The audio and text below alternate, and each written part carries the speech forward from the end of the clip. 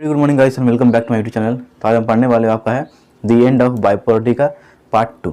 ठीक है, तो बेसिकली हमने जो पढ़ा था कि यूएसएसआर जो है डिसइंटीग्रेट कर जाता है। ठीक है, तो आज जो हम पढ़ने वाले हैं वो आपका है why did the Soviet system break या फिर डिसइंटीग्रेट। ठीक है, मतलब जो सोवियत सिस्टम या फिर यूएसएसआर का डिसइंटीग्रेशन क्यों हुआ, आखिरकार क्या रीजन्स थे जिसकी वजह से जो है सोवियत सिस्टम डिसइंटीग्रेट कर गया। ठीक है, जो रीजन्स है काफ़ी इंटरेस्टिंग और काफ़ी ईजी भी है। ठीक है, अगर हम थोड़ा सोचेंगे तो मतलब अपने आप जो है सामने आ जाएगा। ठीक है, तो आज स्टार्टिंग हम वहीं से करने वाले हैं। देखिए, जो सबसे इम्पोर्टेंट है वो आपका इंटरनल वीकनेस। ठीक है, जो सबसे मेन पॉइंट है वो आपका इंटरनल वीकनेस। गवर्नमेंट के अगर अंदर कुछ अगर वीकनेस रहता है तो धीरे धीरे जो है मतलब वो टूट जाएगा। ठीक है ना, अगर इंटरनल वीकनेस रहता है किसी भी सिस्टम में, किसी भी गवर्नमेंट में जो है, तो वो जो धीरे धीरे जो है उसका टूटने का चांसेस जो है बढ़ जाता है। ठीक है, वो आपका डिसइंटीग्रेट कर जाता है। ठीक है, यहाँ पे वही बोला गया, there is no doubt that the internal weakness of the Soviet political and economic institutions which failed to meet the aspirations of the people way are responsible for the collapse of the system. यहाँ पे simply mention कर दिया है कि internal weakness था। ठीक है, economic और एडमिनिस्ट्रेटिव डिपार्टमेंट जो है हम बोल सकते हैं उसमें जो इंटरनल वीकनेस था वो मतलब कमज़ोर था, उतना मतलब बोल सकते हैं उतना एबल नहीं था कि लोगों के एस्पिरेशंस को फुलफिल कर सके। ठीक है, तो ये क्या मतलब क्या हुआ था कि देखिए गवर्नमेंट है, गवर्नमेंट चलता है कॉमन पीपल से। अगर कॉमन पीपल का आपका एस्पिरेशन आप फुलफिल नहीं कर पाएंगे, कॉमन पीपल के डिमांड को अगर आप फुलफिल नहीं कर पाएंगे तो आपका गवर्नमेंट ज़्यादा दिन टिक नहीं सकता है। ठीक है, तो यहाँ पे वही प्रॉब्लम था।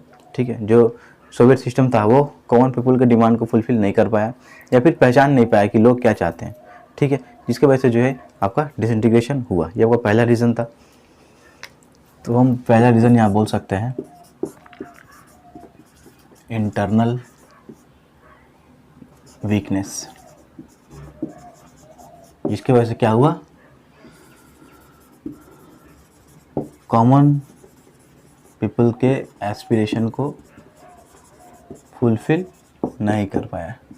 ठीक है, दूसरा रीज़न क्या है आपका? दूसरा रीज़न है सिंपली जो सोवियत यूनियन का जो एक्सपेंडिचर था वो आपका मैक्सिमम कहाँ क्या बोलते हैं मैक्सिमम कहाँ स्पेंड करते थे? मैक्सिमम जो है मिलिट्री अफेयर्स या फिर सैटेलाइट कम्युनिकेशन, इसमें ही जो है वो लोग एक्सपेंडिचर अपना करते थे। ठीक है, देखिए अगर डेवलपमेंट आपको करना है, अगर आपको डेवलप बनना है तो हॉलिस्टिक अप्रोच रखना पड़ेगा। ठीक है, एज अ होल चलना पड़ेगा। ठीक है ना, सब चीज़ को लेके मतलब चलना पड़ेगा। लेकिन ये क्या करते थे, बस मतलब देखते थे कि यूएस के पास इतना है तो हमारे पास भी इतना होना चाहिए। ठीक है ना, तो यूएस के पास बस मिलिट्री या फिर बस वारफेयर ही नहीं है, यूएस जो है मतलब ऑल राउंड डेवलप्ड था उस टाइम पे। ठीक है, या फिर डेवलपिंग था हम बोल सकते हैं, ऑल राउंडर था। लेकिन इसको मतलब इसको बस विपन विपन विपन विपन करते करते मतलब इन लोगों का माथा खराब हुआ था। ठीक है, तो मतलब यहाँ पे यही बोला गया, the Soviet economy used much of its resources in maintaining a nuclear and military arsenal, जो मैंने आपको भी बताया। ठीक है, and the development of its satellite states. ठीक है, this led to a huge economic burden that the system could not cope with. ठीक है, इससे क्या हुआ, एक बहुत ही ज़्यादा जो इकोनॉमिक बर्डन पड़ गया, मतलब जिसको हम बोझा बोलते हैं, है ना, वो मतलब पड़ गया यूएसएसआर के माथे पे, जिसको मतलब वो हटा नहीं पाए। ठीक है, और धीरे धीरे जो है मतलब देखिए अगर मतलब क्या बोल सकते हैं, अगर इकोनॉमिक स्ट्रक्चर ही अगर वीक रहेगा तो गवर्नमेंट चलने में बहुत प्रॉब्लम होगा। कोई भी सिस्टम जो है चलने में या फिर चलाने में दिक्कतें आएंगी। ठीक है, यहाँ पे वही बोला गया है। द सोवियत यूनियन, आपका सेकेंड पॉइंट क्या था आपका? एक्सपेंडिचर मैक्सिमम कहाँ पे था? मिलिट्री में और सैटेलाइट स्टेट्स में जो है बोल सकते हैं। ठीक है, मैक्सिमम इन लोग का एक्सपेंडिचर था। थर्ड पॉइंट क्या है? The Soviet Union had become stagnant in administrative and political sense as well. ठीक है, the Communist Party that had ruled the Soviet Union for about 70 years was not accountable to the people. Ordinary people were oriented by slow and stifling administration, rampant corruption, the inability of the system to correct mistakes it had made, the unwillingness to allow more openness in the government. मतलब administration वाला ठीक से नहीं कर पा रहा था। ठीक है, हम यहाँ पे लिख सकते हैं lack of proper administration, lack of proper administration. ठीक है, आपका ये 3 पॉइंट्स किया। मतलब जो गवर्नमेंट था, जो सिस्टम था, ठीक है, वो मतलब ठीक ठाक से सब कुछ चला नहीं पाता था, ठीक है। एक्सपेंडिचर का ले लो या फिर आप एडमिनिस्ट्रेटिव टर्म्स का ही ले लो, ठीक है, मतलब ठीक ठाक चला नहीं पाता था, लोगों के एस्पिरेशन को फुलफिल नहीं कर पाता था, ठीक है, हम बोल सकते हैं। तो लैक ऑफ प्रॉपर एडमिनिस्ट्रेशन, सही है। आपको गया थर्ड पॉइंट।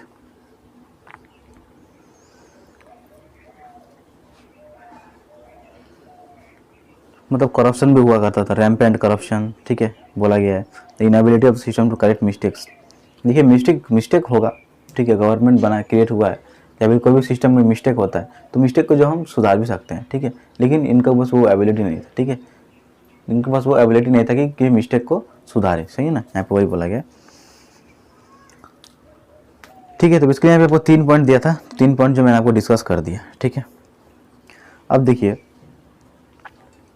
गोरबाचेव जो है, मिखाइल गोरबाचेव, उन्होंने तो प्रॉमिस किया था कि हम ये जो सिस्टम है उसको हम चेंज कर देंगे, ठीक है, कैपिटलिज्म और डेमोक्रेसी को हम ला देंगे, लेकिन फिर भी यूएसएसआर डिसइंटीग्रेट क्यों कर गया, ठीक है। गोरबाचेव जो थे, जब उनको मतलब ये महसूस हुआ कि इंस्टेबिलिटी जो है बढ़ते जा रहा है, ठीक है, सोवियत सिस्टम में जो इंस्टेबिलिटी बढ़ते जा रहा है, तो उन्होंने क्या डिसाइड किया था कि हम जो है इसको मतलब चेंज कर देंगे, और वो लोगों से मतलब प्रॉमिस भी किए थे कि हम इसको चेंज कर देंगे, ठीक है, लेकिन फिर भी तब पर भी डिसइंटीग्रेशन हुआ, क्यों हुआ, यहाँ पे वही क्वेश्चन किया गया। देखिए Gorbachev reforms promised to deal with these problems. Gorbachev promised to reform the economy, catch up with the West, and loosen the administrative system. ठीक है, you may wonder why the Soviet Union collapsed in spite of Gorbachev's accurate diagnosis of the problem and his attempt to implement reforms. ठीक है, Gorbachev जो है problem को समझ गए थे कि हाँ ये प्रॉब्लम है, ठीक है, और उसको वो चेंज करने के लिए भी तैयार थे, ठीक है, वो लोग के पास जो है प्रॉमिस भी कर चुके थे कि हम इसको जो है रिफॉर्म कर देंगे, फिर भी इसका डिसइंटीग्रेशन क्यों हो गया, ठीक है। यहाँ पर उसका आंसर भी दिया हुआ है। The most basic answer seems to be that when Gorbachev carried out his reforms and loosened the system, he set in motion forces and expectations that few could have predicted and became virtually impossible to control. There were sections of Soviet society which felt that Gorbachev should have moved much faster and were disappointed and impatient with his methods. ठीक है, basically यहाँ पे क्या बताया गया है, यहाँ पे ये बताया गया है कि जो गोरबाचेव जब मतलब बोले कि हम रिफॉर्म करेंगे, तो उनके लिए मतलब उसके लिए जो है बहुत कुछ वो किए भी थे, लेकिन उसको वो कंट्रोल नहीं कर पाए, ठीक है। मैं रिफॉर्म करूँगा, उसके लिए मैंने मतलब इनिशिएटिव भी ले लिया, ठीक है, और मैंने रिफॉर्म करने के लिए लोग भेज भी दिए, लेकिन मैं उसको कंट्रोल नहीं कर पाया, तो उसका क्या फ़ायदा है, ठीक है। और लोगों को मतलब उस टाइम पे जो फ्रीडम का टेस्ट मिल चुका था, ठीक है ना, जो आज़ादी का हम स्वाद बोल सकते हैं, वो तब तक उनको मतलब मिल चुका था, तो वो लोग उतना पेशेंट मतलब नहीं थे, ठीक है ना, वो लोग इम्पेशेंट थे, उनके पास उतना पेशेंस नहीं था, मतलब वो लोग सब्र नहीं था कि हम वेट करेंगे, कॉमन पीपल के पास जो है सब्र नहीं था कि हम वेट करेंगे कि कब तक सब ठीक होता है, ठीक है, सब कुछ मतलब हरी में थे, ठीक है ना। अब वही बोला गया, मतलब लोग का मानना था कि गोरबाचेव बहुत स्लोली जा रहे हैं, या फिर मतलब क्या बोल सकते हैं, ठीक ठाक काम नहीं कर रहे हैं, ठीक है। लोग जानते थे कि गोरबाचेव रिफॉर्म कर रहे हैं, लेकिन उनका मानना ये था कि वो ठीक से नहीं कर रहे हैं, बहुत स्लोली जा रहे हैं, ठीक है ना, बहुत धीरे धीरे आगे बढ़ रहे हैं, ठीक है। तो यही मतलब बात था।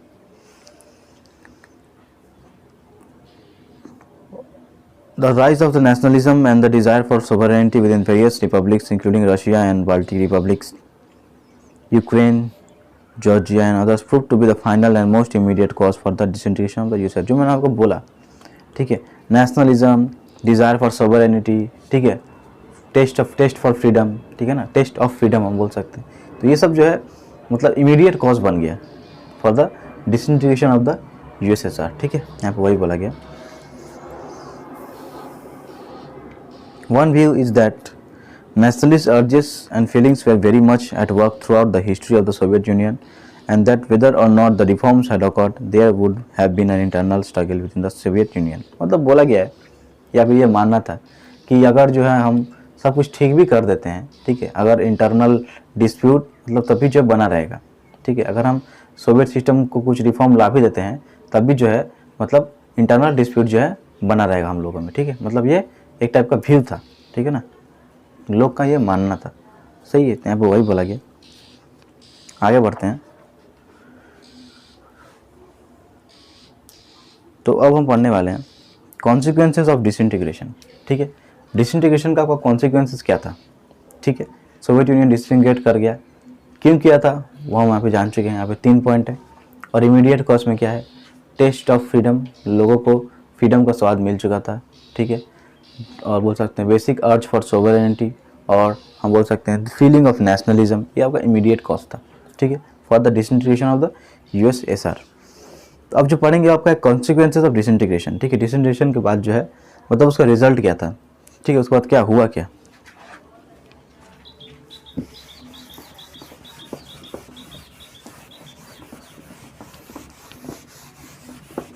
ठीक है, हम पढ़ने वाले आपका कॉन्सिक्वेंसेज ऑफ डिसइंटीग्रेशन।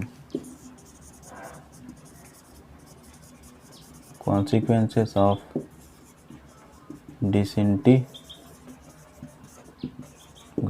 सही है।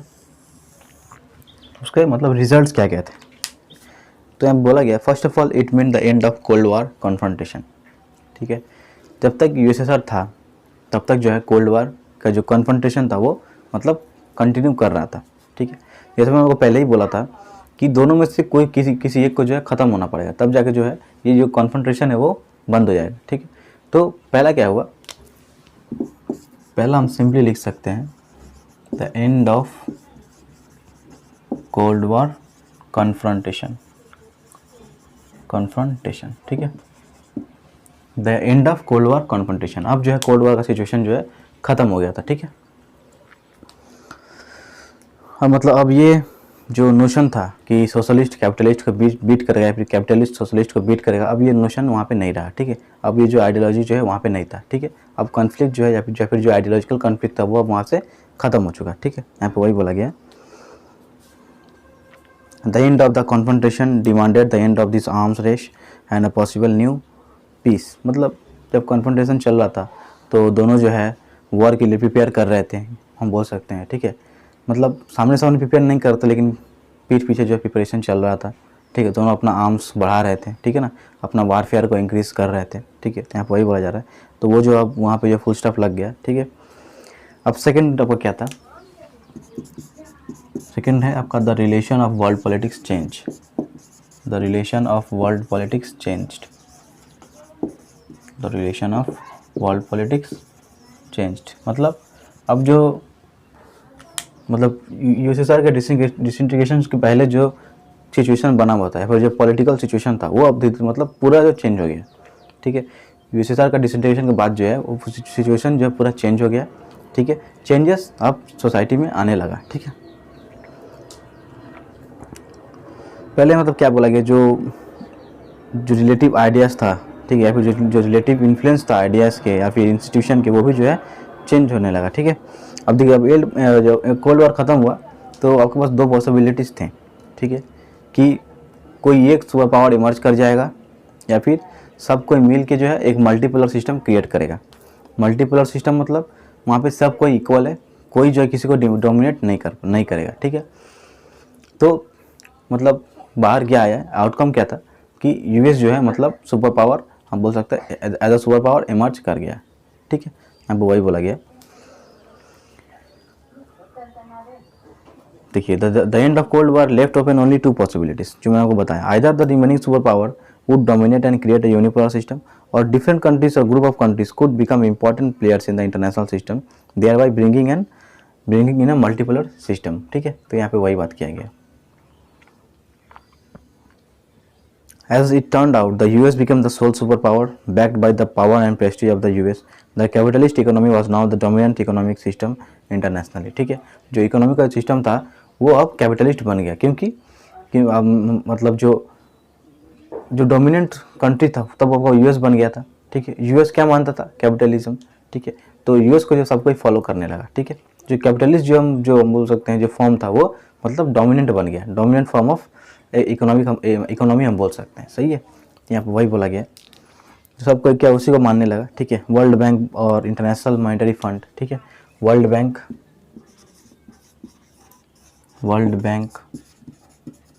और इंटरनेशनल मॉनेटरी फंड, ठीक है।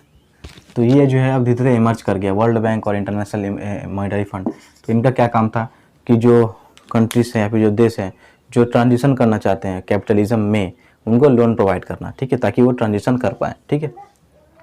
तो ये जो है आपका इमर्ज कर गए, ये इस पॉइंट के अंडर में ये आता है, ठीक है, अलग से पॉइंट नहीं, इसके अंडर में ये आता है, सही है। तो वर्ल्ड बैंक और इंटरनेशनल मॉनेटरी फंड मतलब इमर्ज कर गया, ठीक है, यहाँ पे वही बोला गया। आगे बढ़ते हैं। अब जब वो पढ़ेंगे हम वो है शॉक थेरेपी, ठीक है। तो बेसिकली शॉक थेरेपी है क्या, देखिए, the model of transition in Russia, Central Asia and East Europe that was influenced by the World Bank and International Monetary Fund और IMF came to be known as shock therapy. इसको हम shock therapy बोलते हैं। ये shock therapy का आपका definition है, ठीक है। मतलब जो ट्रांजिशन हुआ था कैपिटलिज्म में, इसमें जो है वर्ल्ड बैंक और इंटरनेशनल मॉनेटरी फंड जो है असिस्टेंट प्रोवाइड किया था, ठीक है। तो ये जो असिस्टेंट प्रोवाइड कर रहा है इसको हम बोलते हैं शॉक थेरेपी, सही है। बेसिकली इससे हुआ क्या था, ठीक है। देखिए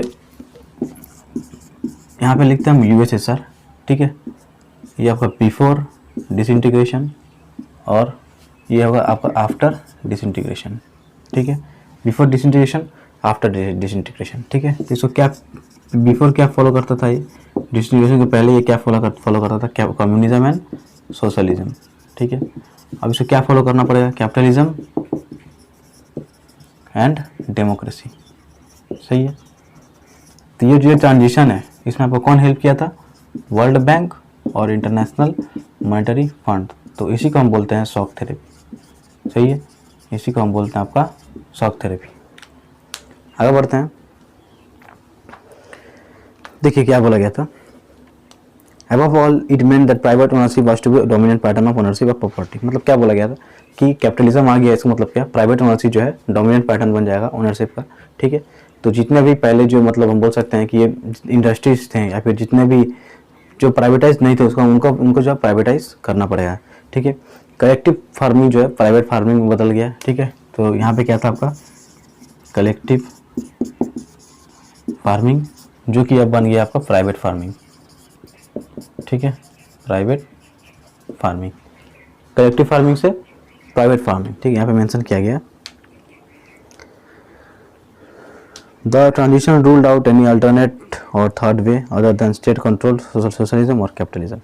Shock therapy also involved a drastic change in the external orientation of this economies, ठीक है।